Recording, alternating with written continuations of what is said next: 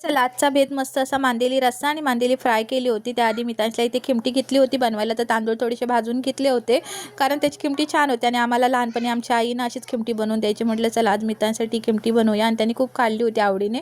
नंतर मग इथे ना मी संध्याकाळी मार्केटला गेली होती। फारशी मच्छी काय आज आलीच नव्हती मार्केटमध्ये, पण मांदेली मला खूप आवडतात तर म्हटलं चला मांदेली घेऊन जाऊया। तर इथे मांदेली आणली होती, तर पहिल्यांदा मांदेली मॅरिनेट करायला ठेवली, पण नंतर इथे घेतला होता रस्सा बनवायला। तर हे बेसन आणि रवाना मिक्स करायचं, त्याच्यात थोडंसं तिखट टाकलं होतं आमचं घरचा आणि मस्त मांदेली फ्राय करून, कारण बेसनामध्ये ना मांदेली फ्राय मस्त म्हणजे कुरकुरीत होतात आणि खूप वेळ राहतात कुरकुरीत तशीच।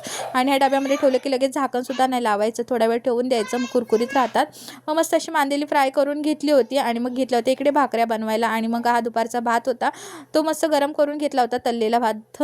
आणि मग मस्त आपला मांदेली फ्राय, मांदेली रस्सा आणि बाजरीची भाकरी असा आमचा आजच्या जेवणाचा बेत होता। तर आम्हीही घेतो जेवण, तुम्हीही घ्या आणि प्लीज सबस्क्राईब करायला विसरू नका। बाय।